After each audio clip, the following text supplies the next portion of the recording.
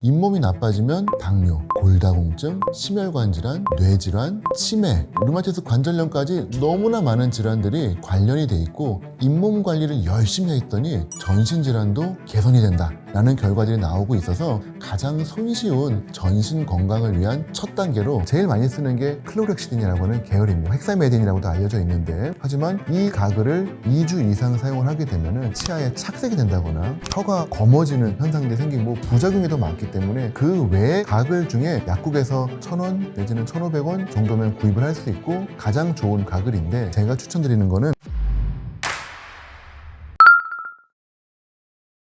제가 늘 환자분들께 말씀드리는 게 잇몸 관리가 온몸 관리이고 온몸 관리가 잇몸 관리다 라고 표현을 드리는데, 잇몸 질환은 100% 세균성입니다. 입안에 있는 나쁜 세균들이 염증을 일으켜서 발생을 하는 거기 때문에 세균이 꼭 입안에만 머물라는 법은 없죠. 그러다 보니까 세균이 만들어내는 염증들이 온 몸으로 퍼집니다. 그래서 학술적으로는 당뇨, 골다공증, 심혈관 질환, 뇌질환, 치매, 류마티스 관절염까지 너무나 많은 질환들이 관련이 돼 있고, 한 방향만 아니라 양방향입니다. 잇몸이 나빠지면 전신 질환도 악화가 되고요, 전신 질환이 악화되면 잇몸도 나빠지죠. 그런데 잇몸 관리를 열심히 했더니 전신 질환도 개선이 된다 라는 결과들이 나오고 있어서 가장 손쉬운 전신 건강을 위한 첫 단계로 잇몸 관리를 한번 시작해 보시면 어떨까 생각합니다.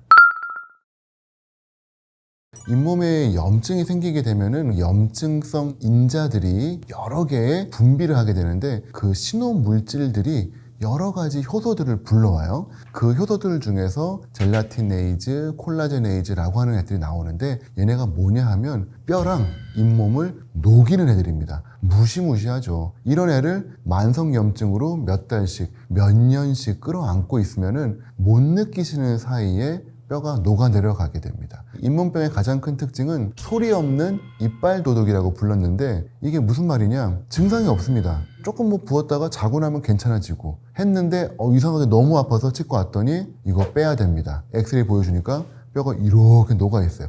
이런 게 잇몸병의 전형적인 진행이거든요. 우리 팔 부러지면 기다리면 붓죠. 여기 멍이 들었습니다. 멍든 거 결국은 사라집니다. 근데 염증은 달라요. 세균에 의해서 염증이 생겼어요. 항생제를 써가지고 세균을 없앴습니다만, 만성염증은 몸에 있는 수많은 만성염증 질환들이 사람을 가장 골치 아프게 합니다. 심지어는 죽을 만큼 나쁜 상황은 아니에요. 근데 심지어 이것 때문에 자살하시는 분도 생겨요. 왜냐하면은 이 만성염증 질환은 사람을 짜증나게 해요. 차라리 죽을 정도로 아프면 약을 먹고 이겨내면 되는데 찔끔찔끔 사람을 괴롭히다 보니까 잇몸병 때문에 괴로워가지고 치과 오시는 분들 중에 대부분이 지쳐 있어요. 항생제 주입하고 약 처방해서 일단 염증 없앴어요. 근데 아직도 피곤하면 욱신욱신거리고 치아가 흔들흔들거리고 잇몸이 자꾸 부어요. 이런 거는 몸의 면역 반응이 개선되지 않는 이상은 절대 좋아지지가 않기 때문에 그 면역을 끌어올려 주셔야 되는데, 그게 시간이 걸리고 기존의 생활 습관 개선되지 않으면 결코 끌고 올라갈 수가 없기 때문에 시간이 오래 걸리는 치료가 어려운 병입니다.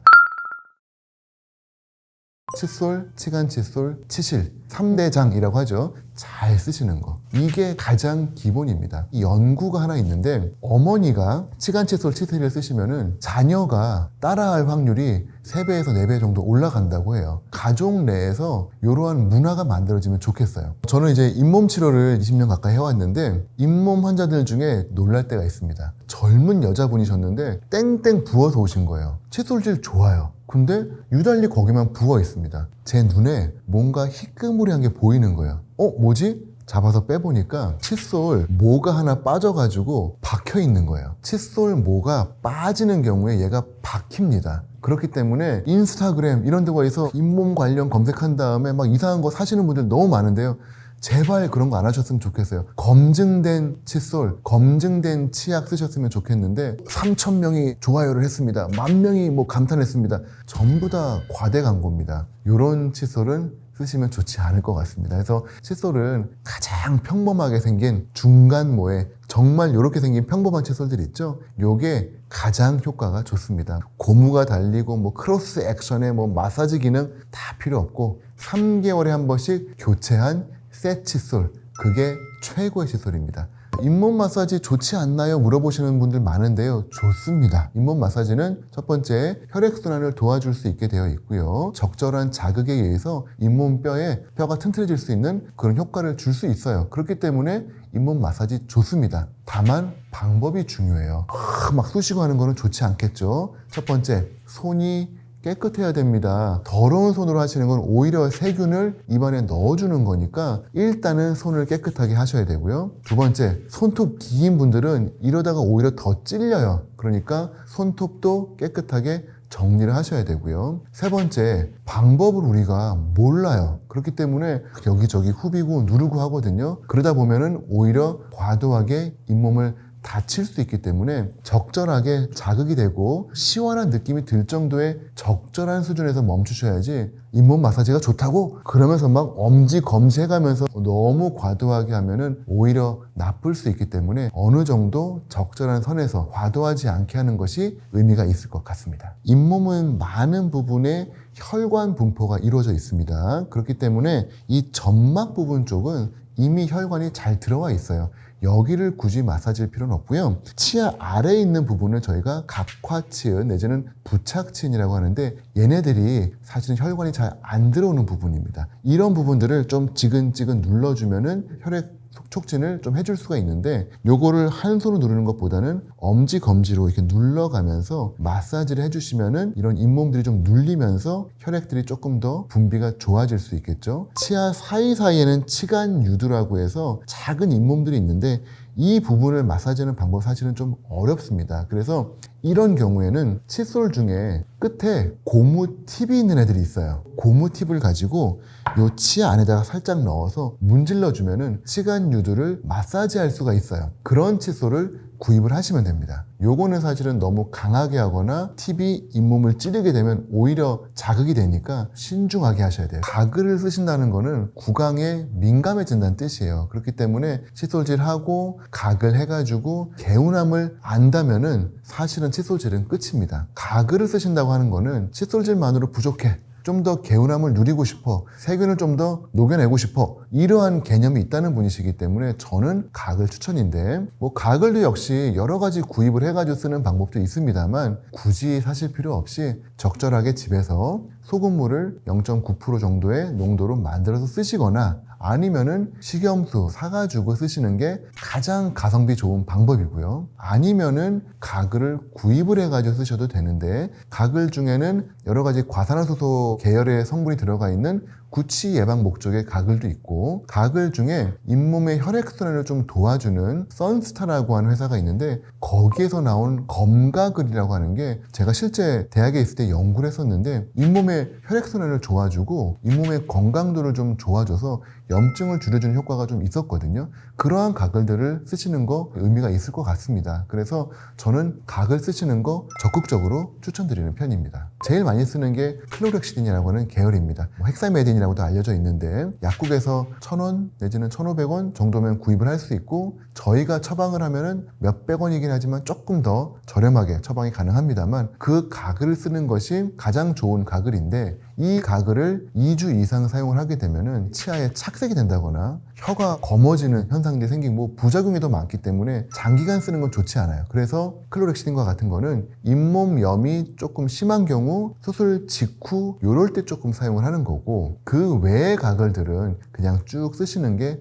가능할 것 같아요. 제가 추천드리는 거는 오이, 당근 스틱을 만들어서 드시는 건데, 이게 뭐냐? 오이랑 당근을 씻어가지고 썰어서 스틱 모양으로 만들고요. 그 다음에 우리 아이스 아메리카노 하시는 그 하얀 투명 컵 있죠? 거기다 넣어서 냉장고에 넣어두시고 수시로 꺼내서 드시는 거예요. 그게 왜 이 몸에 좋냐? 첫 번째, 냉장이 되어 있기 때문에 시원합니다. 청량감이 잇몸에 열을 좀 내려주고요. 두 번째가 씹는 효과만으로도 타액 분비가 촉진이 돼요. 그러면은 자정작용이 생기게 되거든요. 그리고 세 번째가 얘네가 섬유질입니다. 그렇기 때문에 씹는 것만으로도 치아 사이사이에 있는 음식물 찌꺼기, 치태들을 꽤 잘 닦아줘요. 그래서 실제로 제가 오이 당근 스틱을 처방해가지고 잇몸이 좋아졌다고 느끼시는 환자분들이 꽤 많습니다. 그래서 사실은 별거 아닌 것 같아 보이지만 오이 당근 스틱이 잇몸에 상당히 좋은 음식이라서 한번 잘 드셔보시면 좋을 것 같아요. 잇몸 관리를 위해서 사용하는 가장 좋은 거는 첫 번째가 주기적인 스케일링인데 나라에서 스케일링을 1년에 한 번 보험 급여화를 시켰습니다. 그렇기 때문에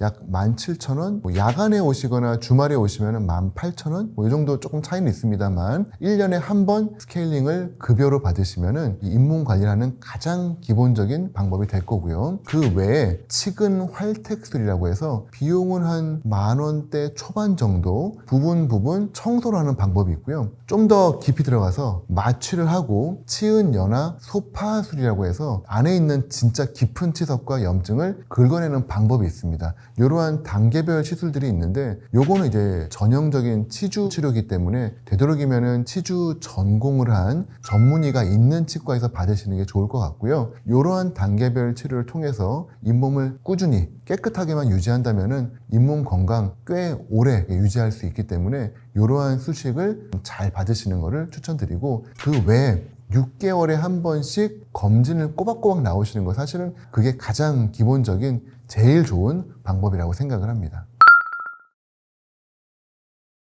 절대 해서는 안 된 제1원칙을 말씀드릴게요. 인스타그램에 들어가시면 절대로 안 됩니다. 무슨 말이냐? 인스타그램에서는 이미 여러분들이 검색한 내용을 알고 있어요. 네이버든 구글에서든 잇몸 관련해서 검색을 하셨겠죠? 유튜브에서도 잇몸 검색을 했겠죠? 그거를 인스타그램이 다 수집을 합니다. 그래서 여러분이 인스타그램에 들어가시게 되면 이 사람 잇몸 환자구나 라고 해서 광고를 보여줘요. 그렇게 해서 인스타그램은 돈을 법니다. 그런데 인스타그램에서 보여주는 대부분의 잇몸 관련된 광고들이 전혀 입증이 되지 않은 최근 들어서 사실은 과대 광고로 영업 정지까지 받은 업체들이 하는 광고들이 대부분입니다. 가장 대표적인 게 잇몸 유산균이 잇몸을 며칠 만에 끌어올렸다. 그걸로 3,000명이 치료를 받았다라는 정말 믿을 수 없는 이야기. 그 다음에 이 치약은 가루 치약이라서 칫솔 위에 뿌려주면은 그 안에 들어간 성분이 잇몸을 개선시켜준다. 라고 하는 그런 이야기들 하는데 다 사실은 저희가 이미 알고 있는 성분들이에요. 그리고 이미 그 연구들 많이 하고 있습니다. 근데 그게 광고만큼 그렇게 효과가 없거든요. 그런데 그 광고만 보면은 이거는 진짜 기적의 약물인 거예요. 와, 이거 치과 의사들이 우리 안 가르쳐 줬구나 라고 하면서 구입을 하시는 거죠. 이게 절대 해서는 안 된 제1의 법칙입니다. 인스타그램에서 일단 나온다고 하면은 흔히 젊은 친구들 표현으로는 일단 거르는 게 맞아요. 왜냐하면은 인스타그램에 광고를 올리는 게 TV 광고에 올리는 거에 비하면은 비용이 터무니없이 저렴합니다. 우리 TV 광고에 보시면 뭐 인사돌 이가탄 광고하면 연예인들 나오죠. 억대 광고를 하거든요. 그 정도로 재력이 있는 회사가 연구하고 해서 나온 재료들일 가능성이 높다는 거예요. 근데 인스타그램 광고는요, 정말 몇천 원 단위입니다. 몇만 원 단위면은 광고를 수만 명한테 뿌려주게 돼 있다 보니까 실제 연구 전혀 안 한 그런 걸 만든 분들이 팔기에 딱 좋은 플랫폼이에요. 그러다 보니까 잇몸 안 좋은 사람들만 타겟팅을 해서 정밀하게 광고를 하다 보니까 결과적으로는 속을 수밖에 없는 거죠. 저희 치과 의사들은 인스타에 나오는 잇몸 광고들 정말 너무 걱정됩니다. 이게 실제 많은 분들이 속아서 돈을 날리는 그런 일들이 생기지 않을까. 그리고 실제 오히려 더 나빠지지 않으실까 하는 걱정도 좀 있거든요. 그렇기 때문에 제발 믿지 않으셨으면 좋겠고 그런 거 있었으면 저희가 먼저 설명을 드릴 거예요. 인생의 쭉 주기를 봤을 때 어린 시절에는 아무래도 단 것도 많이 먹고 과자도 많이 먹고 하기 때문에 충치가 많이 생깁니다. 그런데 나이가 들어갈수록 식생활이 좀 바뀌게 되죠. 그리고 칫솔질도 사실 좋아지기 때문에 어릴 때만큼 충치가 잘 생기진 않아요. 특히 어린 유치 시절에는 치아가 더 작고 약하기 때문에 충치가 정말 많이 생깁니다. 그런데 성이 되어가면은 성인 영구치는 좀 강하거든요. 그러면은 충치가 웬만해선 잘 안 생기죠. 다만 나이가 점점 들어가면 들어갈수록 몸의 면역성도 떨어지고 하기 때문에 잇몸병이 많이 생깁니다. 아무리 관리를 잘 하더라도 이거는 나이가 들어가면서 조금씩은 무너지는 부분들이 반드시 발생을 해요. 하지만 분명 예방하고 충분히 관리하면은 잇몸병 없이 건강하게 오래 쓰는 방법도 존재하거든요. 그렇기 때문에 이 영상 보고 계시는 우리 건강구조대 시청자분들은 아마도 충치보다는 잇몸병에 더 취약한 연령인 가능성이 매우 높고, 실제 연구에 따르면은 거의 2천만 명에 가까운 우리 국민들이 잇몸병 환자라는 통계가 있습니다. 역대 최고고요. 점점 고령화로 가면 갈수록 잇몸병 환자는 더 많아질 수밖에 없는 것 같아요. 그렇기 때문에 잇몸 관리 잘 하시고 그걸 통해서 온몸 관리도 잘 하셔서 오래오래 건강하게 사실 수 있으면 좋겠습니다. 칫솔질 닦는 방법은 학교에서, 유치원에서 다 배웠다고 생각하지만 그 어느 누구도 제대로 가르쳐준 방법이 없죠. 백발백중 항상 치석이 있다. 아래 앞니의 안쪽입니다. 요 혀 아래 샘에서 매일같이 침이 나오는데 아래 앞니가 맨날 그 침을 막고 있는 거예요. 우리 수도관 파이프 안에 보면은 석회질이 엄청 껴 있습니다. 여기가 바로 그런 곳이에요. 치석이 쌓일 수밖에 없습니다. 요거를 놓쳐버리시면은 만성염증화가 되면서 치주염, 잇몸병의 가장 큰 원인들입니다. 그래서 오늘 그 칫솔질 잘하는 방법을 좀 소개해 드릴까 합니다. 첫 번째, 안녕하세요. 건강구조대에 찾아온 연세 굿데이 치과의 치주과 원장 수달 박정철입니다. 모든 구강내의 원인은 세균입니다. 우리가 알고 있는 충치, 스트랩토코커스 뮤탄스라고 부르는 S 뮤탄스균이 만들어내는 산성 물질이 치아를 녹이는 겁니다. 이 균만 없애도 충치가 생길 수가 없다는 결론이 나오는 거죠. 그래서 자일리토를 씹어서 그 균을 없애기도 하고, 알코올이 들어가 있는 가글을 통해서 없애기도 하고, 균을 줄여주면 충치를 예방할 수 있고요. 또 잇몸 질환도 여러 가지 균들이 많은데 그 중에서도 나쁜 균들, 산소를 싫어하는 미생물들이 치주염, 잇몸병의 가장 큰 원인들입니다. 이름으로서는 P 진지발리스 균이라고 하기도 하고 T 덴티콜라 균이라고 하기도 하는데, 이 모든 악독한 균들이 입안에 거의 300종에서 700종 정도의 세균이 있다는 게 밝혀진 거라서 이 세균과의 싸움에서 이긴다면은 충치, 잇몸 질환 이길 수 있는데 그 싸움은 저희가 할 거고요. 건강구조대 애청자분들은 올바른 칫솔질, 지간칫솔, 치실 요 세 가지 열심히 해주시고 6개월에 한 번씩 치과에만 꼬박꼬박 나오시면 세균 관리는 저희가 도와드리도록 하겠습니다. 백발백중 항상 치석이 있다. 가장 많은 곳이 아래 앞니의 안쪽입니다. 여기가 가장 치석이 많이 생기는데 왜 여기에 치석이 많이 생길까요? 칫솔질을 안 해서 그럴까요? 우리 입안에는 침샘이 여러 개가 있는데 그 중에서도 큰 침샘 3가지가 있어요. 여기 이하선이라고 위에 어금니 바깥쪽에 이하샘이 있습니다. 그 다음에 턱 밑샘, 그 다음에 혀 아래에 있는 혀 아래 샘이 있는데 요 혀 아래 샘에서 매일같이 침이 나오는데 아래 앞니가 맨날 그 침을 막고 있는 거예요. 우리 수도관 파이프 안에 보면은 안에 뭐가 껴있죠? 석회질이 엄청 껴있습니다. 여기가 바로 그런 곳이에요. 닦아도 안 닦이고요. 맨날 침이 나오면서 치석이 쌓일 수밖에 없습니다. 따라서 아래 앞니의 안쪽 부분이 가장 많이 쌓이고요. 말씀드린 대로 이하샘이 나오는 부분, 여기도 역시 침이 많이 나오죠. 위에 어금니의 바깥쪽 부분도 치석 치태가 많이 쌓이는 부분이고요. 그리고 세 번째, 여기는 칫솔이 조금 잘 안 들어가요. 저도 잘 안 들어가는 부분입니다. 어디냐면 한번 같이 따라해 보세요. 잡고 안쪽으로 닦는 느낌. 어디냐? 아래 어금니의 안쪽 부분입니다. 저희가 보면은 바깥쪽은 다 잘 닦아오세요. 근데 요 아래 안쪽이 잘 안 닦여요. 항상 문제예요. 그렇기 때문에 제가 말씀드리는 게 칫솔질 할 때 처음에 칫솔에다가 치약 짜시죠. 치약 안에 연마제라고 모래 알갱이가 많이 들어있거든요. 요거 모래 알갱이 많고 효과 좋을 때 바깥부터 닦지 마시고 안쪽을 먼저 닦으시는 게 효과가 아주 좋습니다. 오늘 요거 하나 잘 기억해 두시면 좋을 것 같아요. 저희가 알고 있기로는 세상에서 가장 많은 특허가 칫솔에 나와 있다는 얘기가 있을 정도로 칫솔에다가 색깔을 넣어서 색깔이 없어지는 걸 보고 교체 시계를 보기도 하고, 밖에는 두꺼운 거, 안에는 얇은 거, 끝에는 미세모, 아래는 두꺼운 거, 여러 가지 디자인을 넣죠. 근데 칫솔은 가장 간단한 게 가장 효과적입니다. 여기에다가 복잡한 걸 넣어봤자 안 닦으면 의미가 없어요. 근데 거꾸로 되게 평범한 애지만 잘 닦으면은 그게 사실은 최고의 칫솔이거든요. 그래서 사실 저는 가장 평범한 중간모의 칫솔을 추천을 드리고요. 손잡이가 사실은 좀 중요합니다. 손잡이가 막 엄지로 잡아서 막 하기 편하게 막 돼 있는데, 이걸로 우리가 뭐 테니스 치는 것도 아니고 골프 치는 것도 아닌데 막 엄지까지 걸어서 할 필요 없습니다. 그냥 연필처럼 돼 있는 거 충분해요. 실제로 연필처럼 잡아서 쓰는 것도 좋습니다. 왜냐하면 이렇게 잡으면은 과도한 힘으로 닦을 수밖에 없어요. 칫솔 회사가 의도적으로 이렇게 편하게 닦으라고 만들었는데 편하지만 힘이 많이 가요. 근데 연필처럼 잡으시면은 힘이 많이 갈 수가 없습니다. 그렇기 때문에 오히려 꼼꼼하게 닦기에는 좋고 치아에는 무리가 적어지니까 저는 칫솔모는 평범한 형태, 그리고 손잡이는 아주 단순하고 조금 얇은 형태를 추천을 드리고요. 가장 좋은 칫솔은 새 칫솔이 제일 좋습니다. 무슨 말이냐, 칫솔 중에 저희 가끔씩 저희 친구 집에 놀러 가면은 칫솔 뭐 누워있는 경우 있어요. 정말 보면은 가슴이 아픕니다. 이거 안 닦여요. 너무 오래 써가지고 칫솔 뭐 다 벌어져 있는데 좋지 않습니다. 저는 이렇게 얘기해요.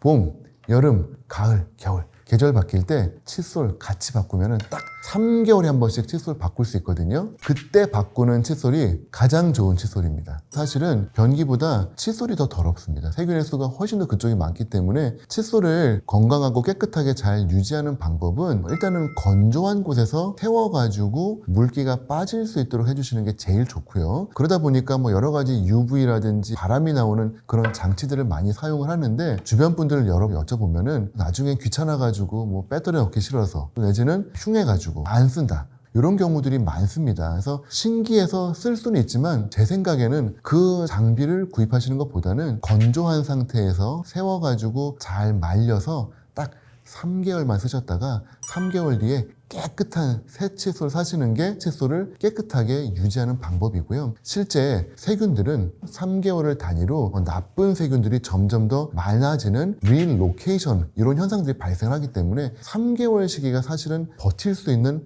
가장 맥시멈이라고 저는 보기 때문에 그 3개월을 넘겨가지고 칫솔 쓰시지 마시고, 우리 마트에 가면은 10개들이 100개들이 있거든요. 그거를 100개씩 쟁여놓고 쓰시면은 재미가 없습니다. 우리 가까운 뭐 요즘 젊은 분들 많이 가는 올리브영 이런 데 가면은 하나씩 하면 조금 비쌀 수 있어요. 하지만 다채롭게 구입하시면은 재밌거든요. 칫솔 요거 한번 써보시고 좋았어, 3개월 뒤엔 저거야, 이러면서 계획도 세워보시면은 정말 칫솔질이 좀 즐거워지실 것 같습니다. 치약은 저희가 가장 갖고 있는 큰 오해가 약이다 보니까 여기에 되게 많이 기대를 하세요. 야, 뭔가 잇몸을 낫게 해주는 거 아니야? 근데 치약은 사실은 약은 아닙니다. 그걸 가지고 잇몸을 낫게 한다? 그렇진 않아요. 그래서 우리 슬램덩크라는 만화 한번 보셨는지 모르겠는데 치약은 거들 뿐이에요. 가장 중요한 건 칫솔이고요. 거기에 치약이 거들어주는 건데, 첫 번째, 이 안에 연마제가 들어있습니다. 작은 모래 알갱이가 들어가 있어서 뽀독뽀독 닦는 거를 도와주게 되어 있고요. 두 번째, 그 안에 계면활성제라고 하는 게 있는데 흔히 말하는 우리 비누의 성분입니다. 그래서 얘가 이런 거품을 내주면서 깨끗하게 좀 만들어주는 부분이 있고요. 그리고 세 번째가 불소가 들어가 있죠. 혹시라도 충치가 생기는 거를 예방해주기 위해서 도와주는 효과입니다. 그렇기 때문에 이 치약에는 그 어디에도 잇몸 염증을 막아주고 세균을 줄여주고 이런 거 없어요. 치약은 그저 거들 뿐입니다. 치약도 종류가 무진장 많은데 그 안에 조금씩의 기능들이 들어가 있습니다. 근데 그 기능이라고 하는 게 유효 성분이 사실은 치약 전체의 퍼센트로 따지면은 정말 얼마 안 돼요. 하지만 마케팅적으로는 잇몸에 좋은 성분을 넣었습니다. 미백 효과를 위해서 이러한 성분을 넣었습니다. 충치 예방을 위해 이걸 넣었습니다. 라고 이야기를 할 수는 있죠. 그리고 요즘 흔히 말하는 이제 뭐 고불소 치약과 같은 것들 기능성이 강조가 되어 있습니다. 실제로는 연구해 보면은 그 차이가 크지는 않습니다만 물론 그런 걸 안 쓰는 것보다는 의미가 있다고 생각을 해요. 제가 생각하는 치약 중에서 그 의미가 큰 치약은 7인1을 위한 치약입니다. 요거는 실제 효과가 있어요. 센소다인이라든지 시린메드 요 두 가지 치약이 가장 대표적인데 이 치약들은 연마제가 조금 적게 들어있어서 치아를 깎아낸 효과가 좀 덜하고요. 치아에 뚫려있는 상아질이라고 하는 이 빈 작은 구멍들을 막아주는 효과가 있어서 실제 치아를 시린 거를 줄여줍니다. 그래서 저도 시린 치약을 아주 많이 처방을 하고 있기 때문에 이 치약은 의미가 있을 것 같아요. 또 두 번째, 미백 성분이 들어가 있어서 치아를 밝게 해주는 거. 실제로 그 치약을 사용을 해보면은 좀 더 미백의 효과가 있는 경우가 많습니다. 다만 이거의 가장 큰 문제는 남용했을 경우에 혹시라도 치아에 시린 증상이 생긴다거나 여러 가지 문제가 있을 수 있으니까 장기간 동안 오래 쓰는 거는 저는 조금 불안할 것 같아요. 그 외에 여러 가지 치약들이 많이 있는데 말씀드린 대로 치약은 거들 뿐 칫솔질이 가장 중요하고 치약 중에서 제가 절대 이거는 쓰지 마세요 라고 하는 치약은 저희 가끔씩 운전하고 가다 보면은 전봇대에 붙어있는 치약 혹시 보신 적 있어요? 잇몸병 이 치약으로 완성 010 땡땡땡땡땡 이렇게 해가지고 사는 근거 없는 치약들은 절대로 신뢰할 수가 없습니다. 대부분의 경우에는 식약청의 허가를 통하지 않고 그냥 만든 치약일 가능성이 매우 높기 때문에 일단은 검증되어 있는 마트, 약국 그리고 치과의사가 권하는 치약 안에서 구입을 하시는 게 좋을 것 같고요. 가끔씩 막 해외에서 야, 나 이런 치약 사왔어. 저는 일단 좀 불안해요. 검증되어 있는 치약을 쓰시는 거를 추천을 드립니다. 칫솔질 닦는 방법은 다들 이제 잘 아실 거라고 생각을 합니다만 의외로 우리가 잘 모르는 부분이기도 해요. 학교에서 유치원에서 다 배웠다고 생각하지만 그 어느 누구도 제대로 가르쳐준 방법이 없죠. 그래서 오늘 그 칫솔질 잘하는 방법을 좀 소개해 드릴까 합니다. 첫 번째, 칫솔질을 이용해서 닦으실 때에는 이 칫솔에 넓적한 면이 아니라 모서리를 이용해서 닦는 게 가장 중요합니다. 그러려면은 치아를 닦을 때 이 모서리를 닦으려면 옆면으로 들어와서는 절대로 안 되고요. 칫솔을 기울여야 돼요. 45도 기울여서 모서리가 치아랑 잇몸 사이로 들어가게 닦아야 되는데 그렇게 되면 실제로 치아 사이사이에 더 잘 도달을 하게 됩니다. 이렇게 하고 그 다음에 앞뒤로 치카치카 소리가 날 정도로 세게 닦느냐? 아니죠. 그러면 여기 다 파입니다. 치경부 마모증 바로 올 수밖에 없어요. 그렇기 때문에 닦는 방법은 저는 이렇게 표현해요. 치카치카가 아니라 깨작깨작. 무슨 말이냐? 치아에다가 살짝 대시고 깨작깨작. 내지는 문질문질 이렇게 해서 2개 정도 겹치고 또 2개 정도 겹치고 아주 느린 속도로 효과는 별로 없어 보이고 거품은 별로 안 나요. 하지만 제일 중요한 치아랑 치아 사이 그리고 살짝 잇몸 안으로까지 들어갈 수 있기 때문에 가장 효과적인 방법입니다. 바깥쪽 그렇게 닦으셨나요? 그러면 역시 안쪽으로 들어와서 여기도 넓적한 면으로 닦는 게 아니라 모서리로 닦는 거예요. 모서리로 살짝 밀어넣고 깨작깨작 문질문질 깨작깨작 문질문질 이렇게 닦아주고 마지막으로 씹는 면 닦으면은 대략 30초 정도 됩니다. 그리고 앞니 쪽 이게 문제가 이렇게 안 들어갈 거예요. 그래서 얘는 세우셔야 돼요. 요렇게 해서 닦으셔야 됩니다.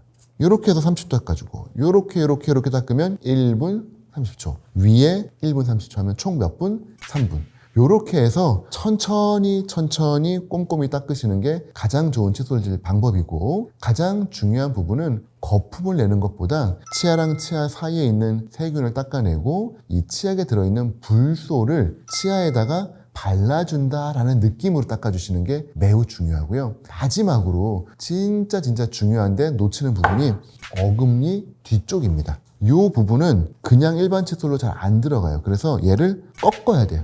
꺾어서 뒤쪽 부분을 닦아주시는 게 좋고 만일에 이거 너무 커서 안 닦인다 그러면은 올리브영이나 일반 약국 가시면은 첨단 칫솔이라는 거를 팔아요. 끝이 뾰족하다는 뜻이에요. 칫솔이 크잖아요. 첨단 칫솔은 끝이 요만큼밖에 없습니다. 그걸 가지고 뒤에 쪽을 닦으시면 진짜 잘 닦입니다. 흔히 어금니 칫솔이라고도 부르거든요. 첨단 칫솔, 엔드 터프트 브러쉬, 그리고 어금니 칫솔. 요거 한번 구입해서 칫솔을 좀 여러 개를 놓고 닦으시면 훨씬 더 효율적으로 닦으실 수 있을 것 같습니다. 예전에 칫솔질이 안 좋아서 보철물을 하신 분들은 칫솔질이 그대로일 가능성이 매우 높죠. 그렇기 때문에 칫솔질은 여전히 안 좋을 거예요. 그런데 보철물이 잔뜩 껴있으니까 칫솔질은 더 어려워졌습니다. 따라서 똑같은 문제가 또 반복될 가능성이 매우 높죠. 근데 보철물 특성상 치아 사이 공간이 좁아진다거나 아니면 보철물의 경계가 턱이 진다거나 아니면 브릿지가 잇몸을 꽉 누른다거나 해서 도저히 치간 칫솔이 안 들어가는 환경들이 꽤 많고요. 치실이 안 들어가게 브릿지로 막혀 있는 경우도 있습니다. 그러니까 어려워요. 그러면은 안 닦으실 가능성이 매우 높습니다. 오히려 더 열심히 닦으셔야 되고, 저희 치과와 같은 경우는 보철물 주변을 좀 더 잘 닦으실 수 있도록 잇몸을 좀 열어드리는 편이에요. 환자분들 싫어하시죠? 왜냐하면 밥풀이 막 들락날락해요. 하지만 잘 들어가지만 잘 빠집니다. 그러면 관리가 좋아지는데 처음에는 막아드리면 좋아하시죠. 하지만 거기에 뭔가가 박혔을 때 빼시기가 어려울 거예요. 그래서 치과에서 진료 받으실 때 저는 잇몸 사이에 치간 칫솔을 써야 되니까 사이를 좀 열어주세요 라는 표현을 쓰십니다. 선생님께서 알겠습니다. 이분은 좀 관리를 좀 하시는 분이네 라고 하면서 열어주실 거예요. 물론 말씀드린 대로 밥풀이 막 들어갈 거예요. 하지만 물만 해도 다 나옵니다. 관리하기가 정말 편해져요. 두 번째는 치실을 좀 넣어야 되는데 브릿지가 막혀 있으면 치실이 안 들어가요. 그럴 때에는 옆으로 넣는 방법을 해야 되는데 아시는 것처럼 치실은 힘이 없습니다. 그래서 넣을 수가 없어요. 자, 적으세요. 슈퍼 플로스. 치실 중에서 슈퍼입니다. 무슨 말이냐? 앞에가 바늘처럼 플라스틱으로 힘이 있어요. 그리고 그 중간 부분은 털실처럼 엄청 두껍고 마지막에 치실 3단 구성입니다. 이렇게 해서 살짝 밀어넣고 안쪽에서 잡는 거예요. 그리고 쭉 당기면은 털실 같은 애가 일단 한번 쫙 닦아줘요. 그리고 마지막에 치실로 살살살 닦아주면은 기가 막히게 닦이죠. 치과에서 실제 처방을 드립니다. 또는 약국. 요즘은 온라인에서 쉽게 구매가 가능하죠. 이 치실 쓰시면은 보철물 복잡한 부분 다 닦을 수 있어요. 그러니까 이렇게 해서 보철물 사이를 잘 닦으셔가지고 예전과 같은 문제가 잘 생기지 않도록 예방하시는 게 좋을 것 같습니다. 저희가 텅 테스트라는 표현이 있습니다. 이 텅 테스트는 말 그대로 혀를 가지고 테스트하는 건데, 재밌게도 칫솔을 마케팅하던 마케팅 업자가 만들어낸 표현인데 치과의사 입장에서는 고마운 거예요. 그런 거를 알려줬으니까. 자, 무슨 말이냐? 칫솔질을 합니다. 내가 잘했나 못했나를 치과에 가서 확인할 수는 없죠. 바로. 그렇기 때문에 혀를 가지고 한번 훑어보시는 거예요. 그러면은 짜글짜글 모래알이 느껴진다, 뭔가 울퉁불퉁하다, 그러면 조금 덜 닦인 겁니다. 조금 더 꼼꼼하게 닦아보시고 텅 테스트 해서 뽀도독 할 정도의 느낌이 든다? 그러면 잘 닦인 거예요. 그래서 가장 쉽게 집에서 확인할 수 있는 내가 칫솔질 잘했나 못했나의 방법은 텅 테스트고요. 이 영상 보시는 우리 어머님들, 우리 애기들 칫솔질 잘했나 할 때 어떻게 하세요? 해봐 하고 해보라고 하면 이렇게 하잖아요. 칫솔질 치약 물구멍 있다가 뱉어도 좋은 냄새 날 수밖에 없어요. 그거는 절대 좋은 테스트는 아니고요. 약국에서 소독되어 있는 거즈를 팝니다. 이 소독된 거즈를 구입을 하신 다음에 거즈를 손바닥에다가 이렇게 좀 감으신 다음에 치아 한번 살짝 쑥, 특히 잘 안 닦이는 어금니 쪽 있죠? 이런 데 한번 쭉 훑어보면은 거즈는 하얀데 치태는 노래요. 그래서 노란 게 묻어 나옵니다. 그럼 이제 너 이거 봐봐 라고 보여줄 수가 있죠. 시각적인 교육도 됩니다. 그래서 텅 테스트 내지는 거즈로 확인하는 방법 집에서 추천드리고, 또 시중에 근본 치약이라고 해서 되게 신기한 치약입니다. 이게 우리가 알고 있는 치약이랑 다르게 치약이 파란색이에요. 이게 너무 제가 감사하는 게, 만들어주신 분께 저희가 치과에서 예전에 디스클로징 에이전트라고 해서 염색액을 썼어요. 칫솔질 잘했는지를 검사하기 위해서 각을 하고 뱉으면은 이 치태가 핑크색으로 염색이 됐는데 이게 더 이상 우리나라에 판매가 안 됩니다. 식약청에서 허가가 끝났어요. 그래서 그 어느 회사도 그거를 허가 절차를 안 밟다 보니까, 왜냐하면 비용이 들거든요. 그러니까 아무도 안 해가지고 저희 치과에서 하고 싶은데 재료를 구할 수가 없어요. 근데 이 치약을 만드신 치과 선생님이 디스클로징 에이전트를 치약이랑 이렇게 합한 겁니다. 그래서 치약인데 뱉어내면은 이렇게 남아있어요. 그러면 그거를 더 닦으면 되거든요. 우리 어린 친구들 칫솔질 한 다음에 너 와서 이 해봐. 파랗게 남아있죠. 다시 가. 그래서 닦을 수가 있으니까 너무 교육적으로 좋습니다. 그래서 이러한 근본 치약과 같은 착색이 되는 치약도 있으니까 한번 확인해 보시면 좋을 것 같고요. 염증이 있는 부위를 확인하는 방법. 요거는 저희가 염증의 5대 사인이 있습니다. 예를 들어서 통증, 그다음 붓기, 그다음에 피가 나고 열이 나고 기능을 할 수 없다. 요게 이제 염증의 5대 사인 반드시 보이는데 치과적으로 문제가 있는 염증 부위는 당연히 열이 있고 붓는다. 그리고 피가 난다. 요게 가장 기본이고요. 아파서 못 씹겠죠. 요런 현상이 나타났다? 그러면 우리가 염증이 있다고 볼 수 있는데 그 모든 걸 다 떠나서 가장 확실한 거 칫솔질하고 피를 뱉었는데 피가 묻어 있다. 요거는 염증이 있다는 뜻입니다. 많은 분들이 질문해 주시는 건데 피가 나니까 겁이 나는 거예요. 그러면 안 닦는데 아닙니다. 오히려 더 닦으셔야 되고요. 치과에 오셔서 검사를 받으셔야 돼요. 염증은 이후에 생기는 수많은 문제들의 시작인데 요거를 놓쳐버리시면은 만성염증화가 되면서 신기하게도 피가 적게 나기 시작을 합니다. 그러면 이제 그때부터는 티가 안 나지만 안에서 흔히 말하는 골병이 들기 시작을 하는 거예요. 그래서 처음에 피가 났을 때 열심히 닦아주시는 게 중요하고 만일에 해결이 안 되면 가까운 치과에 오셔서 검사를 받고 적절한 조치를 적절한 시기에 맞으시는 게 가장 좋을 것 같습니다.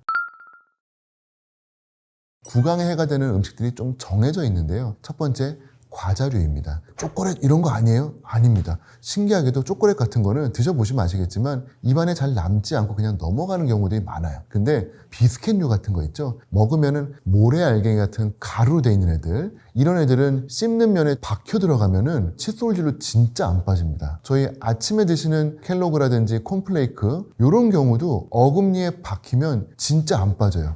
이거 빼려고 칫솔질 열심히 하는데 안 빠집니다. 이렇기 때문에 이런 치아에 박혀 들어가는 음식류, 과자류 일단은 좀 피하시는 게 좋을 것 같고요. 두 번째는 끈적끈적한 당류예요. 가장 저희가 걱정하는 게 젊은 분들 많이 드시는 마라탕 먹고 탕후루 이렇게 이어지는 요 코스에서 탕후루 정말 끈적끈적하고요. 치아에 달라붙죠. 그리고 단단하다 보니까 치아를 손상시키기도 하고 옛날에 충치 치료하려고 넣어놓은 게 쑥 빠지기도 하고 임시치아가 빠지기도 하고 정말 많은 문제들이 좀 발생을 하거든요. 그래서 사실은 이러한 끈적끈적한 당류 좀 피하시는 게 좋을 것 같고요. 세 번째는 거의 모든 치과 의사가 다 기겁을 하는 딱딱하고 질긴 음식입니다. 대표적인 게 마른 오징어죠. 정말 좋지 않습니다. 반건조까지만 해도 좀 나을 수 있는데 어쨌건 질긴 음식은 치아에 좀 너무 과도한 힘을 주고 턱관절에도 좋지 않습니다. 그렇기 때문에 피하셨으면 좋겠고 딱딱한 음식들 중에 견과류, 아몬드,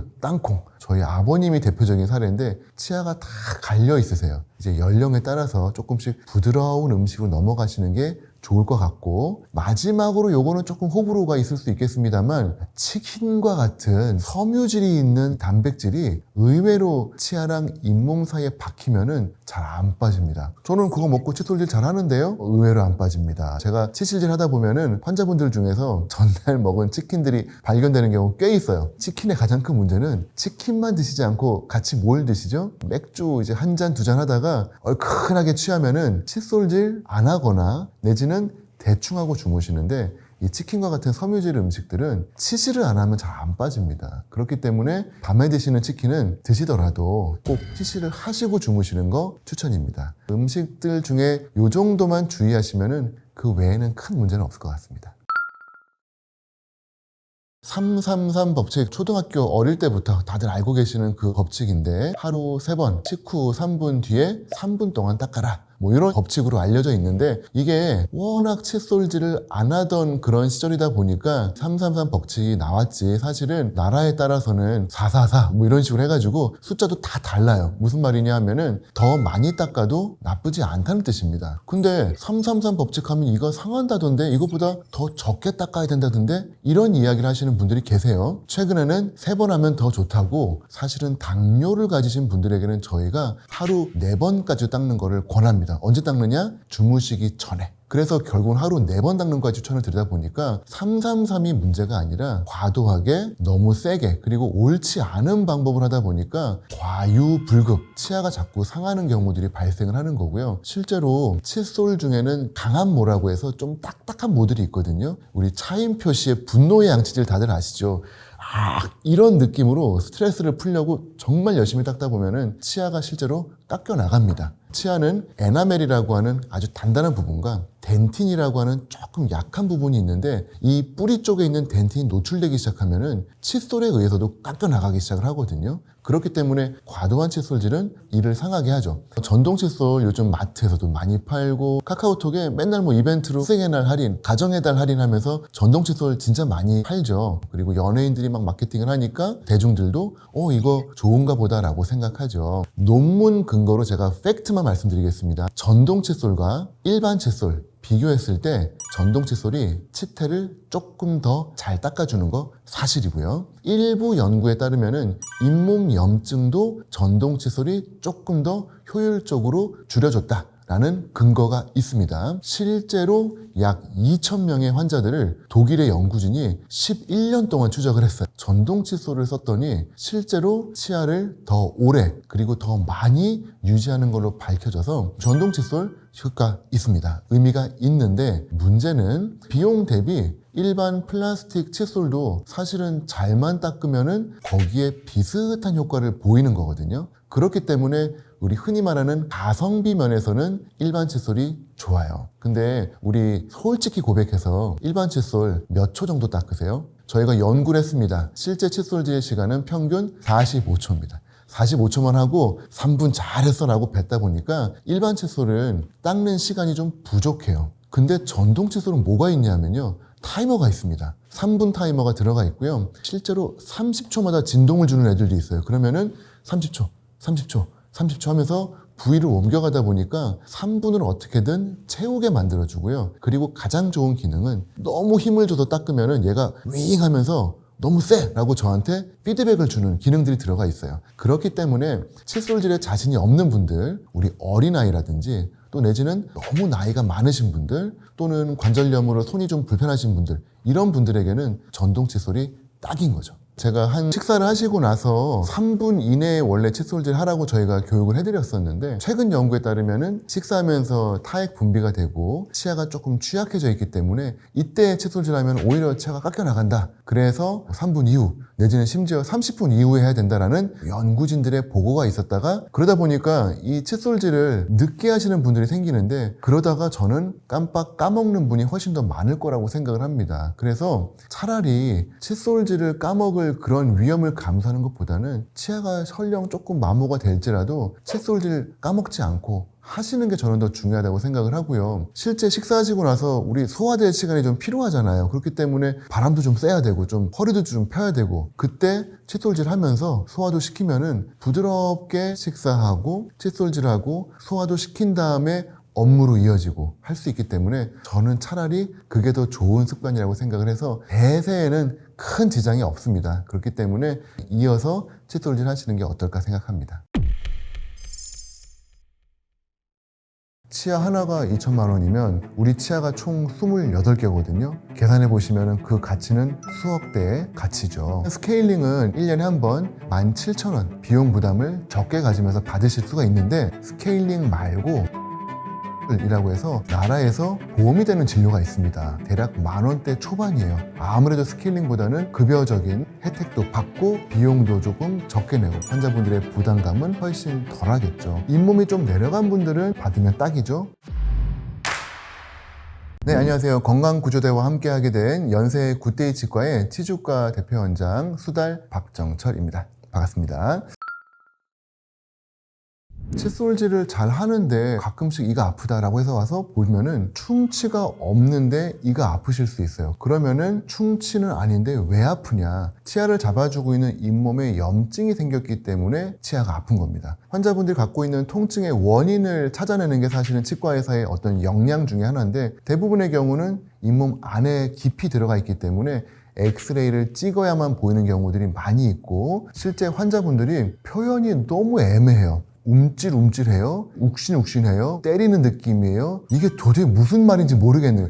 여기가 아픈 거 맞으세요? 라고 하면 맞아요. 근데 알 수가 없어요. 그렇기 때문에 정말 스무고개 하듯이 저희가 찾아내야 되는 그러한 특징이 있다 보니까 잇몸병은 발견하기도 어렵고 치료하기도 어려운 병 중에 하나입니다. 연구마다 조금씩 다릅니다만 치아 하나의 가치가 대략 2천만 원 정도 한다라는 연구가 일반적인 경우입니다. 치아 하나가 2천만 원이면 우리 치아가 총 28개거든요. 계산해 보시면 그 가치는 수억 대의 가치죠. 근데 그것보다 더한 심리적인 가치가 있습니다. 제가 환자분들 중에 치료하다 보면은 임플란트를 딱 시작할 때 느끼시는 그 상실감, 내 젊음은 갔구나라고 하는 그게 되게 크신 것 같아요. 뭐 피부과 치료를 받았다거나 혈압약을 먹었다거나 이런 거는 그냥 관리니까 라고 하는데 치아를 빼고 임플란트를 심었다라고 하는 거는 이제 끝이구나 라는 메시지로 받으시는 것 같아요. 그래서 돈으로 따지면 억대이긴 하지만 치아가 빠지는 거는 제가 보기에는 값치를 매길 수 없을 정도의 충격으로 오시는 것 같습니다. 따라서 치아는 멀쩡한데 흔들려서 빼야 되는 상황을 만들어 오는 거는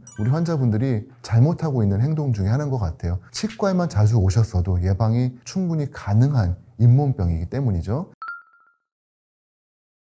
스케일링은 1년에 한 번 나라에서 보험 치료가 되거든요. 이걸 또 잠깐 오해하셔가지고 1년에 한 번 나라에서 공짜로 해준다며 라고 오시는 어르신들이 계신데 공짜는 아니고 건강보험을 내시고 있는 국민이라면은 1년에 한 번 17,000원 내지는 야간이나 주말에 오시면 18,000원 요 정도대로 스케일링을 비용 부담을 적게 가지면서 받으실 수가 있는데 이 1회를 넘어가게 되면 그때부터는 비급여 진료가 되기 때문에 스케일링의 수가가 조금 올라갑니다. 그래서 전체 스케일링을 받게 되면 5, 6만 원, 심지어는 그보다 더 내야 되는 경우도 있죠. 부담이 될 수 있어요. 그런데 스케일링 말고 치근 활택술이라고 해서 나라에서 보험이 되는 진료가 있습니다. 그리고 이 치근 활택술의 수가가 부위별로 조금 다르긴 합니다만 대략 10,000원대 초반이에요. 그러면은 보험 진료가 가능합니다. 조금 더 깊이 들어가서 마취하고 긁어내는 치은연화 소파술 10,000원에서 20,000원대예요. 부위마다 좀 다르긴 합니다만 그러면은 아무래도 스케일링보다는 급여적인 혜택도 받고 비용도 조금 적게 내고 물론 나라에서 좀 지원을 해주기는 합니다만 그래도 환자분들의 부담감은 훨씬 덜하겠죠. 그렇기 때문에 이러한 치근활택술, 치은연화, 소파술 보험으로 받을 수 있는 진료 혜택을 조금 누리시면 좋을 것 같습니다. 스케일링은 잇몸 위에 있는 치석을 뗀다 라는 거를 스케일링이라고 흔히 부르는 거고 치근활택술, 잇몸 안으로 들어가는 거예요. 그렇기 때문에 사실 치근활택술은 잇몸이 조금 내려가서 치아 뿌리가 보이는 기존의 잇몸병을 한번 겪었던 분들에 해당을 하는 거고 우리 20대 건강한 잇몸 분들은 치근활택술을 할 수가 없어요. 잇몸 안에 들어가면 아픕니다. 그렇기 때문에 스케일링으로 하셔야 되고 잇몸이 좀 내려간 분들은 치근활택술을 받으면 딱이죠. 거기다가 좀 더 깊이 파괴가 돼서 깊이 들어가서 긁어내야 된다. 근데 그냥 하면 너무 아프다. 그런 분들은 마취를 하고 치은연화 소파술로 들어가야 돼요. 유튜브의 장점이기도 하고 단점이기도 한데 유튜브 영상을 보고 나는 그거 받아야겠다라고 머릿속에 정하고 오시는 분들이 계세요. 그런 분들은 사실은 해서는 안 될 그리고 하기에는 조금 애매한 부분인데 나는 그걸 꼭 받아야겠다라고 정말 강한 신념을 갖고 오시다 보니까 그런 분들은 오히려 득보다 실이 많습니다. 뭐냐 하면 잇몸 안으로 기구를 넣었을 때 잇몸이 아무래도 벌어질 수밖에 없어요. 치아랑 붙어 있다가 벌어지게 되죠. 그러면 오히려 잇몸에 손상이 오고 심한 경우는 잇몸이 내려갈 수도 있어요. 그렇기 때문에 이 치료를 나는 받고 싶다고 해서 다 받을 수 있는 게 아닌데도 고집센 분들이 가끔씩 계십니다. 그렇기 때문에 절대로 치과 의사의 진단을 어긋나서 내가 받고 싶으니까 해달라라고 하는 거는 사실 좋은 자세는 아닌 것 같아요. 그래서 되도록이면은 치과 의사의 진단을 좀 믿으시고 치료 계획을 좀 잘 따라주시면 좋을 것 같습니다. 저희가 이제 스케일링을 주기적으로 워낙 루틴하게 하다 보니까 가장 환자분들에게 많은 컴플레인을 듣는 게 스케일링 이후의 컴플레인인데 막 치석이 엄청 났어요. 그러다 보니까 잇몸이 많이 내려가 있었겠죠. 치석을 뗍니다. 떼고 나니까 잇몸 내려간 게 그제서야 보이는 거예요. 야, 너 스케일링 했더니 잇몸 내려갔다. 잘못된 거 아니냐? 이게 첫 번째 오해입니다. 이미 내려가 있었어요. 치아 뿌리 이거를 치석이 덮고 있었습니다. 그러니까 별로 안 시려요. 근데 치석을 뗐더니 치아 뿌리가 막 보여요. 막 오돌오돌 떨릴 수밖에 없죠. 바람만 불어도 시립니다. 야, 스케일링 했더니 치아 시린데 잘못한 거 아니냐? 억울합니다. 이미 시릴 수밖에 없는 그런 상황이었어요. 치아 옆에 치석이 붙어 있으니까 치아 하나가 이만합니다. 근데 스케일링 하고 나니까 치아가 얇아지거든요. 야, 스케일링 했더니 치아가 얇아졌다. 깎아낸 거 아니냐?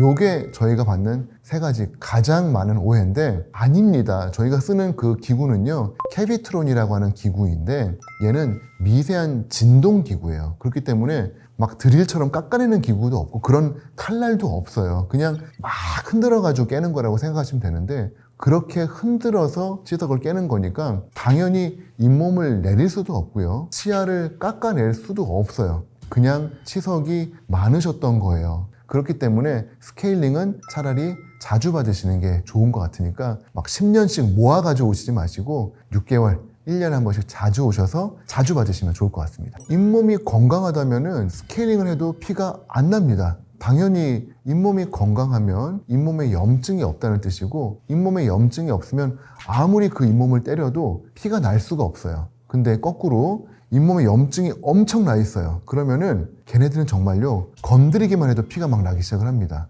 그러니까 스케일링을 하면서 치석을 떼다 보면은 잇몸에 살살 닿기만 했는데 갑자기 막 피가 콜콜콜 나요. 그러면 환자분들이 놀라실 수밖에 없죠. 이게 저희가 뭘 잘못해서가 아니라 염증이 심했기 때문에 스케일링 후에 피가 많이 나는 거고 스케일링 하고 나서 피가 많이 났다? 아, 내가 염증이 많았구나 라고 생각을 하셔야지 아, 이 사람이 초짜여가지고 내 잇몸을 막 이런 건 진짜 너무너무 오해입니다. 너무너무 억울하고요. 마찬가지로 자주 오세요. 염증 없이 건강한 잇몸 상태에서 스케일링 하시면은 훨씬 건강하게 쉽게 스케일링이 가능합니다. 스케일링 후에 잇몸이 조금 시리니까 뭐 찬물, 아이스, 아메리카노 이런 거 드시면 시릴 수밖에 없을 것 같고요. 잇몸이 아무래도 조금 민감해져 있다 보니까 맵고 짠 거 먹으면은 화끈거릴 수밖에 없겠죠. 그런 음식류를 좀 조심해 주시는 게 좋을 것 같고요. 칫솔질, 아, 이제는 내가 정말 잘해야겠다 해서 안 하던 칫솔질 열심히 하시면 오히려 더 자극이 됩니다. 그러면 아, 칫솔질은 안 좋은 거야. 힘들어. 다시 옛날처럼 살살 해야지. 내지는 하루에 한 번만 해야지. 그러실 수 있으니까 갑자기 너무나 바꾸려고 하지 마시고 평범하게 칫솔질 개선해 나가시는 게 좋을 것 같고요. 스케일링 후에 너무 충격이 크다 보니까 다시는 스케일링 하러 안 갈 거야 라는 결심을 하시면 안 될 것 같아요. 오히려 아, 오늘 너무 힘들었다. 다음에는 좀 더 일찍 가야지 라고 생각을 해주시면 훨씬 좋을 것 같습니다. 잇몸에서 피가 날 때 지혈이 안 되는 그러한 약을 드시는 분들은 스케일링 할 때 약을 끊고 해야 됩니다. 그냥 하면은 꽤 피가 많이 날 거예요. 어떤 약이냐? 와파린이라고 해서 지혈을 억제하는 약이 있습니다. 이 약은 진짜 한 2, 3일 정도 피가 찔끔찔끔 날 수 있거든요. 그렇기 때문에 그 약을 5일 내지는 일주일씩 끊고 해야 되고요. 아스피린 드시는 분들 꽤 많으시죠. 그 정도까지는 아닌데 그래도 피가 날 수 있어요. 하지만 아스피린은 그래도 요즘은 드시면서 그냥 하는 편입니다. 왜냐하면 자꾸 아스피린 끊으면은 이 뇌혈관, 심혈관에 별로 좋지가 않아서 그냥 드시는 걸로 이제 가이드라인이 바뀌었습니다. 그 다음에 치석이 너무 많으신 분들이 있어요. 그런 분들은 하루에 스케일링 다 받으시는 거 저는 추천하지 않습니다. 이분은 오히려 치과에 대한 공포증이 더 심해져요. 안 그래도 치과가 무서워서 스케일링 안 받으신 분인데 잘 됐다 그냥 오늘 다 하자 이러시면 이분은 다시는 안 올 거예요. 그렇기 때문에 저는 뭐야 치과 별거 아니잖아 그런 경험을 드리려고 해요. 그래서 스케일링을 부분만 하는 겁니다. 여기 다 해야 되는데 여기만 하는 거예요. 아유 오늘 잘하셨습니다. 더 할 수 있는데 이런 생각이 들 정도로 가볍게 하는 거죠. 결과적으로는 치과 그렇게 무서운 곳 아니네. 이 선생님 괜찮네. 그럼 나는 여기 자주 와야겠다. 라는 결론이 날 수 있도록 그렇게 해서 조금 부드럽게 환자랑 치과랑 친해질 수 있게 저는 경험을 좀 드리는 편이거든요. 이 방법으로 해서 스케일링을 과도하지 않게 너무 하루에 몰아서 하지 않는 그런 편이고 스케일링만으로도 안 끝날 때 있어요. 그러면은 그때는 치근 활텍스를 위턱 한 번, 아래턱 한 번 나눠서 또 약속을 또 잡습니다. 그러면은 올 때마다 치과랑 점점 친해지고 결국은 극복할 수 있는 그런 날이 오겠죠. 가장 좋은 치과는 집에 가까운 치과라고 생각을 합니다. 왜냐하면 치과는 가기 싫은 곳이거든요. 그러다 보니까 잘 안 가게 돼요. 근데 멀다? 그럼 더 안 갈 수 있죠. 그러니까 집 앞에 있는 치과가 사실은 제일 좋은 치과입니다. 문제는 간단한 진료들은 집 앞에 있는 치과가 제일 좋은 치과일 수 있는데 여러분의 병에 따라서는 전문성을 요하는 병일 가능성이 있어요. 예를 들어서 제가 전공한 잇몸병, 잇몸 이식술, 임플란트, 골 재생, 교정 등등과 같이 저게 뭐지? 라고 할 정도로 조금 특별한 그런 질환들은 사실은 전문의들이 진료하는 치과들이 조금 더 추천이 됩니다. 그래서 치과들 중에도 홈페이지를 보시면은 전문의가 진료하고 있는 치과들이 있거든요. 특히 그 전문의도 한 명이 아니라 각 과별로 전문의가 있는 그러한 치과들이 사실 제일 좋습니다. 두 번째 보시고자 하는 거는 그 치과가 한 자리에서 얼마나 오래 있었느냐를 좀 봤으면 좋겠어요. 치과의 특성상 몇 년씩 옮기는 그런 치과들이 조금 있거든요. 그런 부분들은 아무래도 이슈가 있을 수 있습니다. 그래서 한 자리에서 오래도록 있었다는 거는 그만큼 좋은 진료를 했고 그 지역 사회에서 환자들이 인정을 했다는 뜻이기 때문에 검증이 한번 오랜 세월을 통해서 된 거라고 보시면 좋을 것 같아서 전문의들이 모여서 한 자리에서 오래 진료한 치과를 저는 추천을 하는 편이고, 마지막으로는 치과에서 운영하고 있는 유튜브 채널들이 있는데 그 채널들을 한번 보시고 가는 거를 추천을 드려요. 치과 영상들 보다 보면은 우리 흔히 말하는 어그로를 끈다는 표현을 쓰는데 말도 안 되는 컨텐츠로 환자분들을 유혹하는 치과들이 있거든요. 일단 그런 곳은 좀 거르는 게 좋을 것 같고, 정말로 진심을 가지고 학술적인 내용으로 컨텐츠를 갖고 있는 그런 유튜브 채널이라면은 이분들은 치과 진료를 진심으로 하고 있을 가능성이 매우 높을 겁니다. 그렇기 때문에 유튜브를 통해서 한번 원장님을 미리 한번 쭉 보시고 가면은 아무래도 좋은 진료를 받으실 수 있는 가능성이 매우 높기 때문에 저희 연세 굿데이 치과가 운영하고 있는 치앙 저격과 같은 곳을 보시면은 각 과별로 좋은 내용들을 많이 올려놨거든요. 교과서적인 수준까지의 내용들이니까 그런 내용들이 있는 치과라면은 믿고 가실 수 있는 치과라고 생각이 듭니다. 의료 영역에 있어서는 그 미국식 표현입니다만 세컨 어피니언이라고 표현을 하는데요. 같은 질병을 놓고도 치료 계획이 술자마다 다를 수 있어요. 그렇기 때문에 한 명의 의사와 그리고 세컨 어피니언, 두 번째 사람의 의견을 구하는 과정은 좋고, 그리고 사실 병이 크면 클수록, 치료 영역이 크면 클수록 세컨 어피니언을 구하시는 거는 맞아요. 그래서 저희 병원에도 사실은 병원을 여러 개 둘러보고 오시는 분들이 꽤 많이 오시고, 강남에서 10군데 보고 왔고 여기가 마지막이에요 라고 하시는 분들도 꽤 있어요. 그러다 보니까 그런 분들에게 왜 여러 개를 둘러보고 오셨어요? 뭐 혹시 병원 쇼핑하시는 거예요? 전혀 그렇게 생각하지 않고 환자분의 권리입니다. 좋은 치료 계획 다 들어보시고 선택하시는 거 저는 좋게 생각을 해요. 그렇기 때문에 많이 둘러보시는 거 좋을 것 같은데, 왜 그러느냐? 과잉 진료를 선택하시는 병원, 그리고 그 병원의 선생님들의 특징은 하나의 진료를 치료 계획을 세운 다음에 그 부분을 진행하는 데 있어서 환자분의 의견을 사실 그렇게 물어보지 않습니다. 대부분 과잉 진료를 많이 하는 진료들은 이러한 치료 계획이 있고 이렇게 할 거고 비용이 얼마인데 그 비용은 상담하는 선생님이 이렇게 해서 도와줄 거다 라고 해서 이 진료 계획을 가지고 얼마에 받고 싶냐 라고 하면서 그 부분에서 사실은 상당히 많은 상담을 하지, 질병 자체에 대한 상담은 그 의사와 많지 않아요. 어떤 의미에서는 의사는 진단하고 빠지고 상담하는 사람이 이거를 얼마 해줄 건지 얼마 깎아줄 건지 이런 걸로 하다 보니까 과잉 진료의 특징은 그러한 수가, 전체적인 금액 이런 게 더 부각이 되고 질병에 대한 상담, 고민은 조금 덜 하게 됩니다. 근데 저는 오히려 거꾸로입니다. 질병이 갖고 있는 그 특성과 원인을 먼저 같이 상의를 하고 치료 계획이 요렇게 두 가지가 있는데 이거를 할 경우에는 이러한 일이 생길 수 있는데 이거의 장점은 요거고 단점은 요거다.